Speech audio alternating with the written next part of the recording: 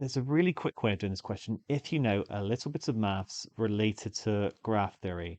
Now, on this first graph, there are actually four vertices. There's the very end one. It's basically where things intersect or stop. There's this one here, there's this one here, and there's this one here.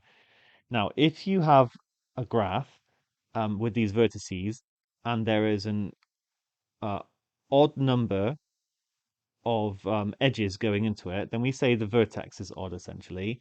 So here I see that this one here, there's just one edge going into it, and so that makes it an odd vertex. And the last one is as well. So actually there's two odd vertices. The ones next to it, there's actually four edges going into it, which means that there's two even vertices. And it's possible to show that if you have either 0 or 2 odd vertices, then it's possible to draw a continuous line.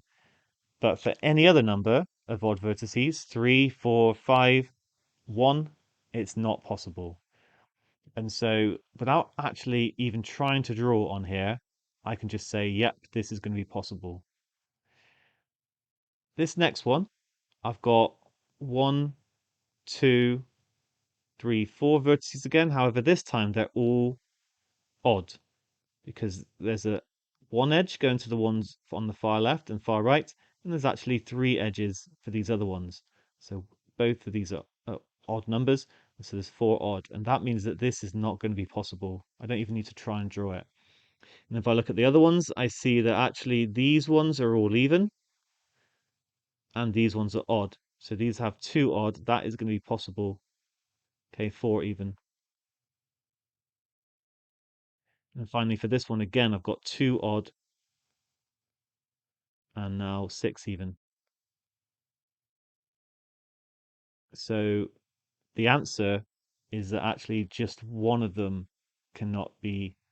How many figures? Sorry, how many figures shown can be drawn with one continuous line without drawing a segment twice? Okay, sorry, the answer is actually going to be three or 0, 0, 3 in this case. Three of them can be. Now, if you don't know that, I'd go away and read about it actually because it can speed things up in the future. Let me just talk about, if you didn't know it, then you can do this question just by trying things out. Start on one edge and then go there and then come back and then round and then to the right. Notice I started on the odd edge because there's only like I couldn't start here, for example, because no matter what I do, I'll then get to here and I can't go along both paths.